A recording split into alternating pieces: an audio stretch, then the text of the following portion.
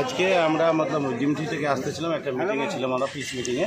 ওই পিস মিটিংয়ে আসার সময় আমি ফুলবাড়ি ক্রস করছি, ওখানে ফুলবাড়ির পর যে কালী মন্দির আছে, কালী মন্দিরের কাছে দুজন লোক পড়েছিল, একজন সাইকেলওয়ালা, একজন মোটর সাইকেলওয়ালা।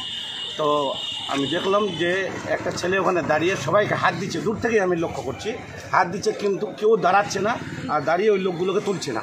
তো আমি গাড়ি দাঁড় করিয়ে আমি বললাম, ভাই তাড়াতাড়ি আমার গাড়িতে উঠাও, যেখানকার হোক আমরা পরে খবর করে দেবো, এখন আমরা ওকে ফার্স্ট এডের জন্য আমরা হসপিটালে নিয়ে যাব। তারপরে আমরা গাড়িতে করে, আমার নিজের গাড়িতে করে আমরা এই ইসলামপুর মহকুমা হাসপাতালে ভর্তি করলাম। এখানে মতলব এখন ট্রিটমেন্ট চলছে, ওর মাথা ফেটে গেছে, পুরো স্টেজ হলো। তারপর ওর হাতে আর পায়ে চোট লেগেছে, ভেঙে গেছে নাকি ওটা তো রিপোর্টের পর দেখা যাবে। এখন বাড়ির লোকের খোঁজ পাওয়া গেল, ট্রিটমেন্ট আছে। এখন যে আমি শুনতে পারলাম, এই ছেলেটা বললো, ওই ছেলেটা ওখানে ছিল, ও বলছে যে লালবাজার বাড়ি, ধীরেন সিং নাম, ওখানকার মেম্বারের নাম হচ্ছে অজয় সিং, আর বিজয় সিং, আর যে পেশেন্ট আছে, যে অ্যাক্সিডেন্ট হয়েছে যার, ওর নাম হচ্ছে ধীরেন সিং।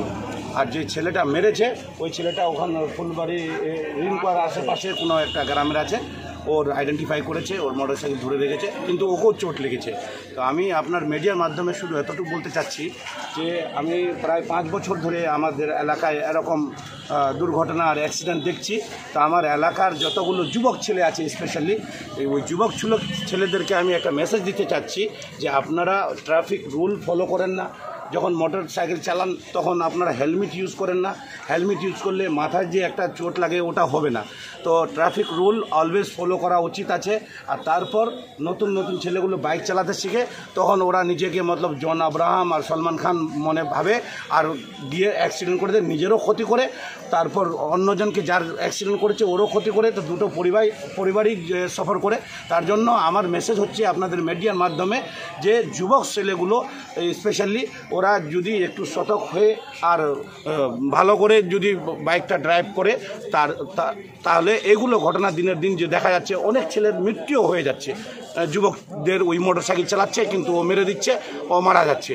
তো এরকম দুর্ঘটনা হয়, তার জন্য এলাকার ছেলেদেরকে এটাই বলবো।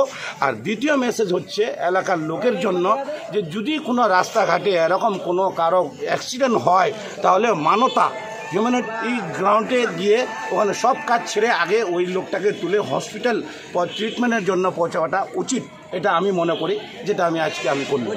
কিসের অ্যাক্সিডেন্ট হয়েছিল? এই লোক ধীরেন সিং যে ছিল, ও সাইকেলে ছিল, আর যে লোকটা মেরেছে ও বাইকে ছিল, ও বাইক আর সাইকেলের অ্যাক্সিডেন্ট হয়েছে। হ্যাঁ, না একজন ওর হালকা ফুলকা ইঞ্জুরি ছিল, ও বলছে আমি যাব না।